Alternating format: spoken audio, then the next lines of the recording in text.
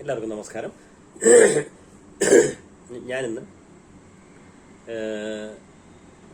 മഹാഭാഗവതത്തിന്റെ 102ാമത്തെ എപ്പിസോഡിലേക്കാണ് പ്രവേശിക്കുന്നത്. എല്ലാവർക്കും കഥയിലേക്ക് സ്വാഗതം. ഇന്ന് നമ്മൾ ഈ 29ാമത്തെ കഥയിലേക്ക് പ്രവേശിക്കുകയാണ്. സെമന്തകമണി. അത് ഞാൻ എന്നാലും പറഞ്ഞായിരുന്നു, ഫോർ ഇൻഫർമേഷൻ പറയാണ്. സെമന്തകമണി. സത്രാജിത്ത് എന്ന പേരായ ഒരു യാദവ മുഖ്യൻ സൂര്യനെ സേവിച്ച് സെമന്തകം എന്ന ഒരു ദിവ്യ രത്നം വരമായി മേടിച്ചു. ആ മണി സൂര്യനെ പോലെ പ്രകാശമുള്ളതും 8 ഭാരം സ്വർണം ദിനം പ്രതി ഉൽപ്പാദിപ്പിക്കുന്നതുമായിരുന്നു. സ്വർണ്ണ ചങ്ങലയോടുകൂടിയ സെമന്തകം കഴുത്തിലണിഞ്ഞ് സത്രാജിത്ത് വീട്ടിലേക്ക് മടങ്ങുമ്പോൾ ആളുകൾ സൂര്യൻ ഇറങ്ങി വരികയാണെന്ന് വിചാരിച്ച് അമ്പരന്ന് പോയി. ഒരു ദിവസം സത്രാജിത്ത് കൃഷ്ണന്റെ അടുക്കൽ ചെന്ന് സെമന്തകമണിയെപ്പറ്റി അവമാനത്തോടെ സംസാരിച്ചപ്പോൾ കൃഷ്ണൻ പറഞ്ഞു, അങ്ങ് മഹാഭാഗ്യവാൻ തന്നെ, സംശയമില്ല. എന്നാൽ അത്രയധികം വിലപിടിച്ച ആ അപൂർവ ദിവ്യരത്നം കൈവശം വെക്കുന്നത് ആപൽക്കരമായേക്കുമെന്ന് എനിക്ക് തോന്നുന്നു. അങ്ങേക്ക് ധനമല്ലേ ആവശ്യം? അതെത്ര വേണമെങ്കിലും ഞാൻ മേടിച്ചു തരാം. സെമന്തകമണി ഉഗ്രസേന മഹാരാജാവിന് കാഴ്ചവെച്ചിട്ടു. അങ്ങയുടെ ഗുണത്തിന് മാത്രം പറഞ്ഞതാണേ തെറ്റിദ്ധരിക്കരുത്. കൃഷ്ണൻ പറഞ്ഞു. പിശുക്കനായിരുന്ന സത്രാജിത്തിന് ഭഗവാന്റെ ഉപദേശം ഒട്ടും പിടിച്ചില്ല. വലിയ ആളല്ലേ കൃഷ്ണൻ? മറുത്തു പറയാനൊരു പേടിയും. ഒടുവിൽ ഇങ്ങനെ പറഞ്ഞു, അത് സൂര്യഭഗവാന്റെ സമ്മതമില്ലാതെ. അയ്യോ സുഹൃത്തെ, വേണ്ട, ഞാൻ പറഞ്ഞത് പിൻവലിച്ചു. എനിക്കതിലൊരു താല്പര്യവുമില്ല. മണി അങ്ങു തന്നെ സൂക്ഷിച്ചോളൂ എന്ന് കൃഷ്ണൻ അയാളുടെ മനോഗതി മനസ്സിലാക്കി പറഞ്ഞു. നോക്കിക്കോളൂ, കാര്യം പോയ പോക്ക്. സത്രാജിത്തിന്റെ അനുജൻ പ്രസേനൻ ഒരിക്കൽ ആ മണിയെടുത്ത് കഴുത്തിലിട്ട് നയാലിട്ടങ്ങു പോയി. കൂട്ടം പിരിഞ്ഞ് ഒരു മഹാവനത്തിൽ ചെന്നുവിട്ടപ്പോൾ ഒരു സിംഹം ആ അസാധാരണ പ്രകാശം കണ്ട് കുതിരയെയും പ്രസേനനെയും അടിച്ചു വീഴ്ത്തി. ആ മണി കടിച്ചുകൊണ്ട് നടന്നു. അതിലേ പോയിരുന്ന ജാമ്പവാൻ ആ സിംഹത്തിനെ കൊന്ന് മണി കൈക്കലാക്കി തന്റെ ഗുഹയിൽ ചെന്ന് കുഞ്ഞിൽ കളിക്കാൻ കൊടുത്തു. കൂടെ പോയിരുന്ന നായാട്ടുകാർ പ്രസേനനെ അന്വേഷിച്ച് കാട്ടിൽ പലയിടത്തും തിരഞ്ഞു. എങ്ങും കാണാഞ്ഞപ്പോൾ തിരിച്ചുപോയി സത്രാജിത്തിനോട് സംഗതി പറഞ്ഞു. സത്രാജിത്ത് സംഭ്രാന്തനായ ആൾക്കാരെയും കൂട്ടി താൻ തന്നെ കാട്ടിൽ പോയി തിരഞ്ഞു നോക്കി. ഫലമുണ്ടായില്ല. മണിയും പോയി, അനുജനും പോയി. ദുഃഖം മൂലം അയാൾക്ക് ആശങ്കയായി. അന്ന് കൃഷ്ണന്റെ അടുക്കൽ പോയി പറഞ്ഞത് തെറ്റായി. വേണ്ടിയിരുന്നില്ല, ഇത്ര ആലോചിച്ചില്ല. വലിയ ആളല്ലേ, അങ്ങനെ വരുമോ? കണ്ടാൽ ഇരക്കുന്ന ജനങ്ങളുണ്ടോ? കപ്പാൻ മടിക്കുന്നു തരം വരുമ്പോൾ മാത്രമല്ല, ചെറുപ്പകാലങ്ങളിലുള്ള ശീലം മറക്കുമോ മാനുഷ്യനുള്ള കാലം? ഇപ്പോൾ വലുതായി എന്ന് വെച്ചിട്ടെന്താ? കാരസ്കരത്തിൻ കുരു പാലിട്ടാൽ കാലാന്തരെ കയ്പ് ശമിപ്പതുണ്ടോ? അത് കുറെ പറയാണ്, കൃഷ്ണനെ പറ്റി പറയാണ്, കൃഷ്ണനെ കുറ്റം പറയാണ്, അങ്ങനെ ഓരോന്നോരോന്നായിട്ട്. എന്നിങ്ങനെ പരോക്ഷമായി കൃഷ്ണന്റെ മേൽ കുറ്റം ചുമർത്തിക്കൊണ്ട് സത്രാജിത്ത് ചങ്ങാതിമാരിൽ ചിലരോട് സ്വകാര്യമായി പറയുകയും ചെയ്തു. അപവാദം പരക്കാൻ ഒട്ടും താമസം വേണോ? കൃഷ്ണനെ പറ്റിയുള്ള ഈ അപവാദം നാടാകെ പാട്ടായി. അയാളിങ്ങനെ കുശു കുശു കുശു എന്ന് പറഞ്ഞു. നമ്മൾ പറയില്ലേ, ആരോട് പറയുന്നട്ടാ? ഈ പെണ്ണുങ്ങൾ പറയില്ലേ, ഈ പെണ്ണുങ്ങൾ ഇങ്ങനെ പറയൂലോ എന്തെങ്കിലും സീക്രട്ട്. അതായത് പെണ്ണുങ്ങൾക്ക് സീക്രട്ട് അവർക്ക് ശാപം കിട്ടിയാണ് പണ്ട്. ഈ പെണ്ണുങ്ങൾക്ക് ഒരു ശാപം കിട്ടിയാന്നാ പറയണേ. ഈ എന്താ പറയാ സീക്രട്സ് സൂക്ഷിക്കാൻ പറ്റില്ല ഈ പെണ്ണുങ്ങൾക്ക്. വളരെ ബുദ്ധിമുട്ടാണ്. അത് അവർക്ക് ആ വർഗത്തിന് തന്നെ ഒരു ശാപം കിട്ടിയാന്ന് പറയും. എവിടെയോ വെച്ചിട്ട് ശാപം ആരോ കൊടുത്തതാണത്, എന്തോ ഒരു കാര്യം. അപ്പോ ഈ പെണ്ണുങ്ങൾ പറഞ്ഞിട്ടില്ലേ, ഒരു 10 പെണ്ണുങ്ങൾ കൂടിക്കഴിഞ്ഞാൽ ഈ വലിയ വർക്കൊന്നും ഇല്ലാത്ത പെണ്ണുങ്ങളുണ്ടാവല്ലോ. അല്ലെങ്കിൽ വീട്ടിലധികം ആൾക്കാരൊന്നും ഇല്ല, കുട്ടും ഭർത്താവും മാത്രമേ ഉള്ളൂ. എന്തെങ്കിലുമൊക്കെ ഉണ്ടാക്കി കൊടുത്താൽ മതി. ചാപ്പാടുപ്പ് ഭർത്താവ് വലിയ നിർബന്ധമില്ലാത്ത മനുഷ്യരുമാണ്. വലിയ ഭക്ഷണത്തിന് വലിയ നിർബന്ധമൊന്നുമില്ല. എന്ത് കൊടുത്താലും കഴിച്ചിട്ട് കൊണ്ടാതെ പോണ പാവം മനുഷ്യനായ ഒരു ഭർത്താവാണെന്ന് വെച്ചോളൂ. കുറ്റം പറയല്ല, ഞാൻ ജസ്റ്റ് ഒന്ന് പറഞ്ഞു മാത്രമേ ഉള്ളൂ കേട്ടോ. അപ്പൊ അങ്ങനെ ഇരിക്കുന്ന സമയത്ത് ഇത് പണിയൊക്കെ വേഗം തീർത്തിട്ടേ എല്ലാവരും കൂടി വട്ടം കൂട്ടി ഇടിക്കും ഈ പെണ്ണുങ്ങള്. പ്രത്യേകിച്ച് പണ്ടത്തെ കാലത്ത്. ഇപ്പത്തെ പിന്നെ സമയമില്ല, തിരക്കാണ്, പിന്നെ വേറെ വേറെ വീടാണ്, ചെറുതിരി കുടുംബമാണ്. അപ്പൊ അങ്ങനെ ഒത്തുകൂടാനുള്ള സമയം അവർക്കില്ല. പണ്ടത്തെ ആൾക്കാരാണ് ഇതെല്ലാം വേഗം പരിപാടിയൊക്കെ കഴിച്ചപ്പോ ഞങ്ങളുടെ വലിയ തറവാട്ടിലൊക്കെ ആണെങ്കിൽ പെണ്ണുങ്ങൾക്ക് യാതൊരു പണിയില്ല, ഒരു പണിയില്ല. എന്റെ തറവാട്ടിലൊക്കെ ആയിരുന്നെങ്കിൽ പണ്ട്, ഞാൻ എന്റെ കുട്ടിക്കാലത്തെ കാര്യമാണ് ഞാൻ പറയുന്നത്, ഇപ്പോഴത്തെ കാര്യമില്ല ഞാൻ പറയണേ. എന്റെ കുട്ടിക്കാലത്ത് വലിയ തറവാടാണ്. ഞങ്ങളുടെ തറവാട് വലിയ തറവാടാണ്. അതിപ്പോഴും ഉണ്ട് കേട്ടോ. ആ വീടിനൊന്നും പറ്റിയിട്ടില്ല. അവർ അസുരമായിട്ട് അത് നോക്കി മെയിൻറ്റെയിൻ ചെയ്യുന്നുണ്ട്. ഞങ്ങളുടെ പരിവർക്കുന്നൊക്കെ നാട്ടിലെ വീടിന് ഒരു കൊട്ടാര സദൃശ്യമായിട്ടുള്ള ഒരു തറവാടാണ്. ആ തറവാട്ടിൽ പെണ്ണുങ്ങൾക്ക് യാതൊരു പണിയില്ല. ഭക്ഷണം വെക്കാൻ നമ്മുടെ ആൾക്കാരുണ്ട്, സിൽബന്തികളുണ്ട് എന്ന് പറയും. കാരണം 4 പുറത്തുള്ള ആൾക്കാർ മുഴുവൻ ഡിപ്പെൻഡന്റ് ഓൺ ഞങ്ങളുടെ ഫാമിലിയെ, ഞങ്ങളുടെ കുടുംബത്തിന്റെ, ഞങ്ങളുടെ തറവാട്ടിനോടുകൂടി 4 പുറത്തുള്ള ആൾക്കാർ മുഴുവൻ നമ്മുടെ സിൽബന്തികളാണ്. സിൽബന്തികളാണ് നമ്മൾ കൊടുത്തിട്ടുള്ള സ്ഥലങ്ങളൊക്കെ. നിങ്ങൾ താമസിച്ചോ, നിങ്ങൾ ആശ്രിതന്മാരെന്ന് പറയും, ആശ്രിതന്മാരെ, അങ്ങനെയുള്ള ആൾക്കാർ. അപ്പൊ അതിലുള്ള ഈ സ്ത്രീജനങ്ങൾ മുഴുവൻ ഞങ്ങളുടെ വീട്ടിലേക്ക് അധികം പണിയെടുക്കുക.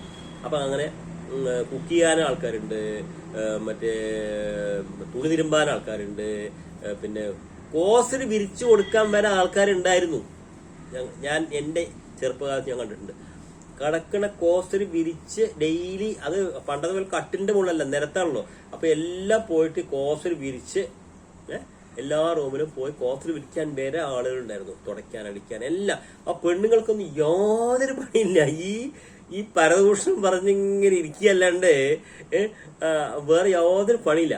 ഇങ്ങനെ ഇരിക്കുന്ന ആൾക്കാര് ഈ എന്താ പറയാ, ഈ എവിടെ പോയി ഈ പരദൂഷണം ഇങ്ങനെ പറഞ്ഞിരിക്കും. അപ്പൊ അവരെങ്ങനെ പറയാ, ഒരാൾക്ക് സീക്രട്ട് കിട്ടി വരിക്കുക. ഭർത്താവിന്റെ അടുത്ത് തലവണ മന്ത്രത്ത് കൂടെ ഒരു സീക്രട്ട് ഒരു പെണ്ണിന് കിട്ടിയെന്ന് വിചാരിക്കാം. അപ്പൊ ഈ പെണ്ണെന്തിയും മെല്ലെ ഏറ്റവും അടുത്ത സുഹൃത്തിന്റെ ചെവിയിൽ ആരോട് പറയല്ല കേട്ടോ, ആരോടും പറയല്ലേ ഈ കാര്യം, ആരോടും പറയല്ലേ. എന്നാൽ അവൾക്ക് സമാധാനമായി, ഒരാളോട് പറഞ്ഞല്ലോ. അപ്പൊ ആ പെണ്ണിനൊരു സമാധാനമായി, ഞാൻ ഒരാളോട് പറഞ്ഞല്ലോ എന്ന്.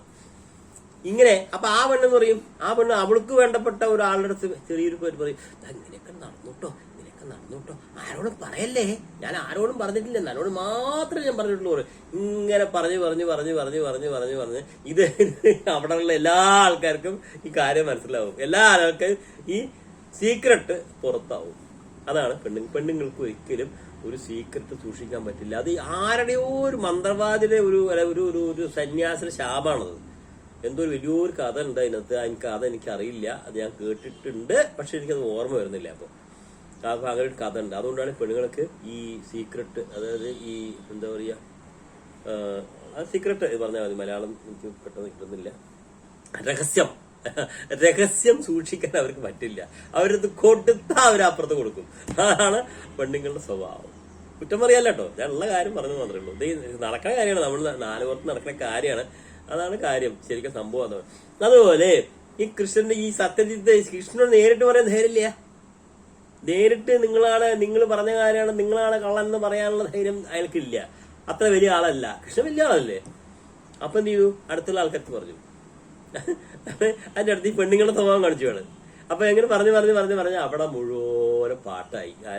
സെമന്തകമണി അടിച്ചു മാറ്റിയത് കൃഷ്ണനാണ് എന്നുള്ള കാര്യം അങ്ങനെ നാളെ മുഴുവൻ പാട്ടായി. കൃഷ്ണൻ മോദിയെ പൂരം, അങ്ങനെ ഈ അപവാദം നാടാകമായി. സംഗതി ബലരാമന്റെ ചെകിട്ടിലും എത്തി. അങ്ങനെ അവസാനം ബലരാമന്റെ ചെകിട്ടിലെത്തി. കൃഷ്ണന്റെ ചെകിട്ടിൽ ഇപ്പൊ എത്തിയിട്ടില്ല, ഇതുവരെ എത്തിയിട്ടില്ല. എന്തെങ്കിലും ഒരു തെറ്റ് ചെയ്തിട്ടുണ്ടെങ്കിലേ, നമ്മളൊരു തെറ്റ് ചെയ്തു വിചാരിക്കുക, നമ്മൾ തെറ്റ് ചെയ്തിട്ടുണ്ടെങ്കിൽ ആ തെറ്റ് അത് പുറത്തേക്ക് വന്നു. അപ്പൊ ഇതിങ്ങനെ കുശു പറഞ്ഞിട്ട് പോയി മെസ്സേജ്. നമ്മളല്ലാതെ 4 പുറമുള്ള ആൾക്കാർക്ക് എല്ലാവർക്കും അറിയും. ഈ തെറ്റ് ചെയ്ത ആൾക്കാർക്ക് മാത്രമേ ആ ഇൻഫർമേഷൻ കിട്ടില്ല. തെറ്റ് ചെയ്തു എന്ന് പറയുന്ന ആൾക്ക് തെറ്റ് ചെയ്യണം നിർബന്ധമൊന്നുമില്ല കേട്ടോ. കൃഷ്ണന് പറ്റിയ അവതാണ്. കൃഷ്ണൻ തെറ്റ് ചെയ്തിട്ടില്ല, പക്ഷെ കൃഷ്ണന്റെ ചെകിട്ടിലത് എത്തിയിട്ടില്ല. ബലരാമന്റെ അടുത്ത് എത്തിയിട്ടുള്ളൂ, കൃഷ്ണന്റെ അടുത്ത് എത്തിയിട്ടില്ല ഈ മെസ്സേജ്. ഇത്രയൊക്കെ ആൾക്കാരാണെങ്കിൽ കൃഷ്ണന്റെ അടുത്ത് പറയാൻ ആൾക്കും ധൈര്യം വന്നിട്ടില്ല. 4 പുറം പറഞ്ഞു, 4 പുറം ആൾക്കാരുടെ ഇതെല്ലാം പറഞ്ഞു, പക്ഷെ കൃഷ്ണന്റെ ചെവിയിൽ മാത്രം ഇത് എത്തിയിട്ടില്ല. അങ്ങനെ ബലരാമന്റെ ചെവിയിൽ ഇത് എങ്ങനെയോ എത്തി. ബലരാമന് പേടിയാണ്, പക്ഷെ ബലരാമന്റെ ചെവിയിൽ എങ്ങനെയോ അത് സംഭവിച്ചവിടെ എത്തി. അപ്പൊ നോക്കാം, സംഗതി ബലരാമന്റെ ചെകിട്ടിലും എത്തി. എന്താ കൃഷ്ണ ഞാനീ കേൾക്കുന്നത്? ബലരാമൻ വലിയ ആവലാതിയായി. ഇതൊന്നും നല്ലതിനല്ല കേട്ടോ. അദ്ദേഹം അനന്തനെ ശാസിച്ചു. അദ്ദേഹം അനന്തനെ ചീത്ത പറഞ്ഞു, ഇതൊന്നും നല്ലതിനല്ല. അപ്പൊ അനന്തന് മൂപ്പര് ഈ കുട്ടിക്കാലത്ത് കുറെ കുസൃതികളും കുറെ ഈ വേണ്ടാത്തരൊക്കെ കാണിച്ചു തരണേ. ബലരാമന് അത്ര വലിയ വിശ്വാസം ഇല്ല കൃഷ്ണനെ. എന്ത് ഇപ്പം വല്ല ഒപ്പിച്ചിട്ടുണ്ടാവും നമുക്ക് തോന്നില്ലേ. നമ്മൾ ആ ഒരാളുടെ ക്യാരക്ടർ കണ്ടിട്ടാണ് നമ്മൾ സംസാരിക്കുക. ഇവനത് പറ്റിക്കാനുള്ള ചാൻസ് ഉണ്ട് എന്ന് പറയില്ല നമ്മള്. അതുപോലെ വരണാവ് നല്ല സംശയമുണ്ട് കൃഷ്ണനെ, തന്നെ ആളോ ഈ ഒപ്പിച്ച കാര്യം എന്നുള്ള ഒരു സംശയം ഉണ്ട്. അപ്പൊ ആ സംശയം അതുകൊണ്ടാണ് ഇങ്ങനെ സംസാരിച്ചത്. ഉടനെ തന്നെ കൃഷ്ണൻ പുരവാസികളിൽ കുറെ പേര് വിളിച്ചുകൂട്ടി അന്വേഷണത്തിന് ഇറങ്ങി. അപ്പൊ എല്ലാ പുരവാസി എല്ലാവരും കൂട്ടി. അപ്പൊ കൃഷ്ണൻ നാണക്കടായി. എന്നെ ഇങ്ങനെ ഒരു കള്ളനാണ് എന്ന് പറഞ്ഞിട്ടില്ലെങ്കിലും പറയാത്ത മാതിരി പറഞ്ഞു എല്ലാവരും. ഇല്ലേ, ഒരു മോശമല്ലേ ഇത്. അപ്പൊ സാധാരണക്കാരും ചെല്ലാത്ത മഹാവനത്തിലേക്കാണ് അവർ പ്രവേശിച്ചത്. അതാ കിടക്കുന്നു ചത്ത കുതിരയും കടിച്ചു കൊല്ലപ്പെട്ട പ്രസേനനും. സിംഹത്തിന്റെ കാലടിപ്പാട് നോക്കി നടന്നപ്പോഴാണ് സിംഹം അതാ ചത്തു കിടക്കുന്നു. അവിടെ കണ്ടത് വാനരന്റെ കാലടി പാടാണ്. അത് നോക്കി നടന്ന് ഒരു ഗുഹാമുഖത്തെത്തി. നിങ്ങൾ ഇവിടെ നിൽക്കിൻ, ഞാനിതിന്റെ ഉള്ളിൽ കടന്നു നോക്കി വേഗം വരാം എന്ന് പറഞ്ഞ് കൃഷ്ണൻ കൂട്ടുകാരെ ഗുഹാമുഖത്ത് കാവൽ നിർത്തി അകനകത്തേക്ക് കടന്നു. ഭഗവാന്റെ ധൈര്യം കണ്ട കൂട്ടുകാർ അത്ഭുതപ്പെട്ടു. കൂരിട്ടിൽ കൂടെ 10-15 അടി നടന്നപ്പോൾ തെല്ലകലെ ഒരു വെളിച്ചം. ആ വെളിച്ചത്തിൽ ഗുഹയ്ക്കകത്ത് വിശാലമായ തളം കണ്ടു. ഒരു ഭാഗത്ത് ഒരു വാനര ബാലൻ ഇരുന്ന് കളിക്കുന്നു. അവന്റെ കയ്യിൽ നിന്നാണ് പ്രകാശം വരുന്നതെന്നും അത് ശവന്തകമണിയാണെന്ന് കൃഷ്ണന് മനസ്സിലായി. കൃഷ്ണൻ തളത്തിലേക്ക് കാൽ കുത്തിയതും അയ്യോ മനുഷ്യൻ എന്നുറക്കി നിലവിളിച്ചുകൊണ്ട് കുട്ടി കളിക്കോപ്പുമെടുത്ത് ഓടി മറിയുകയും ചെയ്തു. ആരടാ ഗുഹയ്ക്കകത്ത് ചോദിച്ചുകൊണ്ട് കിഴവൻ ജാമ്പവാൻ കിടപ്പ് മുറിയിൽ നിന്ന് പുറത്തേക്ക് വന്നു. എന്തടാ മിണ്ടിക്കൂടെ എന്ന് ചോദിച്ചുകൊണ്ട് ഭഗവാനെ ഒരിടി. കൃഷ്ണൻ അനങ്ങിയില്ല. എന്താ ഊമയാണോ? വീണ്ടും ഇടി. താനാരാതെന്ന് തന്റെ ഭക്തനായ ജാമ്പവാൻ തന്നെത്താൻ അറിയട്ടെ എന്ന് വിചാരിച്ചാവാം കൃഷ്ണൻ അപ്പോഴും അനങ്ങാതെ നിന്നു. ഇടിയും കുത്തും സഹിയാതായപ്പോൾ കൃഷ്ണന് യുദ്ധം തുടങ്ങി. ദ്വന്ദ്വയുദ്ധം. ഉന്തലും തള്ളലും കൂട്ടിമുട്ടലും ഓടലും ചാടലും മട്ടിയും പിട്ടിയും എന്നു വേണ്ട പഠിച്ച അടവ് 18 പ്രയോഗിച്ചു നോക്കിയിട്ടും കയ്യേറി കടന്നു വന്ന അക്രമിക്ക് യാതൊരു തടസ്സയും കാണുന്നില്ല. ഇത് കണ്ട ജാമ്പവാൻ പണ്ട് താൻ ശ്രീരാമസ്വാമിയുടെ കൂടെ രംഗയിൽ ചെന്ന് രാക്ഷസന്മാരെ ഓരോ ഇടിക്ക് കൊന്നിരുന്ന തന്നോട് ഇന്നേക്ക് 28 ദിവസം തുടർച്ചയായി നിന്ന് പൊരുതിയ ഇദ്ദേഹം തീർച്ചയായും വെറും മനുഷ്യനല്ല. ദ്വാപര യുഗത്തിലെ കൃഷ്ണനാണെന്നതിന് സംശയമില്ല എന്ന് ബോധ്യപ്പെട്ട് സർവാപരാധം ക്ഷമിക്കണേ എന്ന് പറഞ്ഞ് കൃഷ്ണന്റെ കാൽക്കൽ സാഷ്ടാംഗം നമസ്കരിച്ചു. ജാമ്പവാൻ മനസ്സിലായി. കൃഷ്ണൻ പുഞ്ചിരിയോടെ പിടിച്ചെഴുന്നേൽപ്പിച്ച് മാറോടണച്ച് മേലാസകരം തടവുകയും ചെയ്തപ്പോൾ ജാമ്പവാൻ ആഹ്ലാദഭരിതനായി അന്വേഷിച്ചു. ഭഗവാനെ, അങ്ങേൻ തന്നെ ആളാവുമോ ഇങ്ങോട്ട് എഴുന്നള്ളിയത്? കൃഷ്ണൻ തനിക്ക് നേരിട്ട ലോകോപവാദത്തെപ്പറ്റി വിസ്തരിച്ചു. അതിന്റെ കാരണമായ സ്രവന്തകമണി അന്വേഷിച്ച് ഇവിടെ എത്തിയതാണെന്നും ജാമ്പവാന്റെ പക്കലുള്ള ആ മണി വിരോധമില്ലെങ്കിൽ തനിക്ക് തരണമെന്നും പറഞ്ഞു. അയ്യോ, എനിക്കെന്തിനാണ് മണി? സിംഹം കടിച്ചുകൊണ്ടു പോകുമ്പോൾ കിട്ടിയതാണത് എന്ന് പറഞ്ഞ് അകത്തേക്ക് പോയി ആ മണിയും തന്റെ മകളെയും കൂട്ടിച്ചെന്ന് ഭഗവാനെ കൃഷ്ണ, എന്റെ മകൾ ജാമ്പവതിയെ ഞാനിതാ ഈ മണിയോടുകൂടി അങ്ങേക്ക് കന്യാദാനമായി തരുന്നു. അവളെ അങ്ങ് പത്നിയായി സ്വീകരിച്ചാലും. അങ്ങനെ കൃഷ്ണൻ 2ാമത് കല്യാണം കഴിച്ചു. ആരേ? നമ്മുടെ ജാമ്പവതിയെ കല്യാണം കഴിച്ചു. അപ്പൊ ജാമ്പവതി മകളെയും ആ ശബഗന്ധമണിയും കൂടി കൃഷ്ണൻ സമ്മാനിച്ചു. കൃഷ്ണ കൊണ്ടുപോയിക്കോളൂ കൃഷ്ണ എന്ന് പറഞ്ഞു കൊടുത്തു. കൃഷ്ണൻ ജാമ്പവതിയെയും കൂട്ടി ഗുഹയ്ക്ക് പുറത്തു വന്ന് നോക്കിയപ്പോൾ അവിടെ തേരും ആൾക്കാരെയും കണ്ടില്ല. ഇത്രയധികം ദിവസം തന്നെ കാണാഞ്ഞപ്പോൾ അവർ നാട്ടിലേക്ക് തിരിച്ചു പോയിരിക്കുമെന്നാണ് വിചാരിച്ചു. ഉടനെ ഗരുഡനെ സ്മരിച്ചു. ഉത്തരക്ഷണത്തിൽ ഗരുഡനെത്തി. 2ആളും ഗരുഡാരൂഢനായി ദ്വാരകയിലെത്തി. കൃഷ്ണൻ പുതുതായൊരു യുവതിയും കൂട്ടി അകത്തേക്ക് കടന്നു ചെല്ലുന്നത് കണ്ട് രാമൻ കളിയാക്കുന്ന മട്ടിൽ പറഞ്ഞു, ആഹാ, ഏതാണ് സുന്ദരി? ഇതിനു വേണ്ടിയാണ് ഒറ്റയ്ക്ക് അവിടെ ഇത്രയും താമസിച്ച് അല്ലേ കൃഷ്ണ?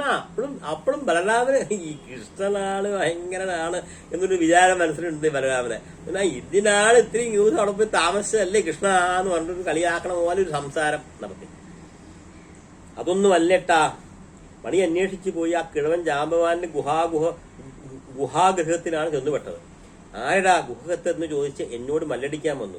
സുഹൃത്തിന്റെ ശക്തി ഒന്ന് പരീക്ഷിക്കണമെന്ന് തോന്നി ഞാൻ മിണ്ടിയില്ല. എന്തിനധികം 28 ദിവസം കടുത്ത പോരാട്ടം വേണ്ടി വന്നു ആ വാനരനെ അല്പം തടുത്താൻ. അതാണ് ഇത്രയും താമസിക്കേണ്ടി വന്നത്. അതോടെ ഞാനാരെന്ന് മനസ്സിലായപ്പോൾ സന്തുഷ്ടനായി അദ്ദേഹം ശമന്തകത്തോടൊപ്പം തന്റെ പുത്രി ജാമ്പവതിയെയും ദാനമായി തന്നത് എനിക്ക് സ്വീകരിക്കേണ്ടി വന്നു. എന്താ ചെയ്യ, എനിക്ക് തന്നില്ലേ, സ്വീകരിക്കാണ്ടിരിക്കാൻ പറ്റുമോ? അതുകൊണ്ടാണ് സ്വീകരിച്ച ജാമ്പവതി എന്ന് പറഞ്ഞ് കൃഷ്ണൻ പറഞ്ഞു ബലരാമനോട്. ആവട്ടെ ഇനി ഇന്നു തന്നെ മഹാരാജാവിന്റെ സൈന്യത്തിൽ ഒരു പൗരയോഗത്തിൽ വെച്ച് സത്രജിത്തിന് സെമന്തകമണി കൊടുത്തേൽപ്പിക്കണം. രാമൻ നിർദ്ദേശിച്ചു. വേഗം കൊടുത്തേക്ക് ആ മണി നമ്മുടെ സത്രജിത്തിന്. അതിൽ വേണ്ടാത്ത ഒക്കെ അപവാദങ്ങളൊക്കെ പറഞ്ഞു വരുത്തിയിട്ടാണ് നശിപ്പിച്ചിരിക്കുകയാണ്. വേഗം കൊണ്ട് കൊടുക്കുന്നത്. സത്രജിത്തെ സഭയിൽ വെച്ച് മണി വാങ്ങിക്കൊണ്ടു പോയെങ്കിലും അയാളുടെ ഹൃദയം അപരാധബോധത്താൽ എരിയുകയായിരുന്നു. നിരപരാധിയായ മഹാമനസ്കന്റെ പേരിൽ അപരാധം പറഞ്ഞ് പരത്തിയതിന് പകരം താനെന്ന് ചെയ്താണ് അദ്ദേഹത്തെ സന്തോഷിപ്പിക്കേണ്ട എന്ന് സത്രജിത്ത് തലപൂഞ്ഞ് ആലോചിച്ചു. ഒടുവിൽ തന്റെ ഏകപുത്രിയായ സത്യഭാമയെ സെമന്തകമണിയോടുകൂടി കൃഷ്ണന് കന്യാദാനമായി കൊടുക്കാൻ തീരുമാനിച്ചു. അങ്ങനെ സത്യഭാമയെയും കൃഷ്ണന് കല്യാണം കഴിച്ചു കൊടുത്തു. പിന്നെ ഒരു മണിയും കൊടുക്കും, ഒരു വെണ്ണിനെയും കൊടുക്കും എന്ന് പറഞ്ഞ പോലെയാണ് ഇപ്പത്. കൃഷ്ണന് മൂന്നാമത്തെ കല്യാണമായി. മൂന്നാമത്തെ കല്യാണം സത്യഭാമയെ സെമന്തകമണിയോട് കൂടിയിട്ട് കൃഷ്ണന് കല്യാണം കഴിച്ചു കൊടുത്തു. മൂപ്പനും മൂന്നാമത്തെ ഭാര്യയായി. കൃഷ്ണനാവട്ടെ കന്യാദാനം സസന്തോഷം സ്വീകരിച്ചുവെങ്കിലും മണി വാങ്ങിയില്ല. അത് സത്രാജിത്തിന് തന്നെ മടക്കി കൊടുത്തു. അതിനുശേഷം ജാമ്പവതിയെയും സത്യഭാമയെയും കൃഷ്ണനുമായുള്ള വിവാഹം ഒന്നിച്ചു തന്നെ ആഘോഷിക്കപ്പെട്ടു. അങ്ങനെ നമ്മുടെ 29ാമത്തെ കഥ ഇവിടെ അവസാനിക്കുകയാണ്. നമുക്ക് 30ാമത്തെ കല. ചില ദുരന്തങ്ങൾ, കുറേ ദുരന്തങ്ങൾ ഉണ്ടായിട്ടുണ്ടല്ലോ കൃഷ്ണന്റെ ഇതില് ലൈഫിൽ. അങ്ങനെ ചില ദുരന്തങ്ങളെ പറ്റിയിട്ട് പറയാണ് ഇവിടെ 30ാമത്തെ കഥ. അത് നമുക്ക് നാളെ തുടരാം. എല്ലാവർക്കും നല്ലൊരു ദിനം നേർന്നുകൊണ്ട് ഈ 102ാമത്തെ എപ്പിസോഡ് അവസാനിക്കുകയാണ്. എല്ലാവർക്കും എന്റെ നമസ്കാരം.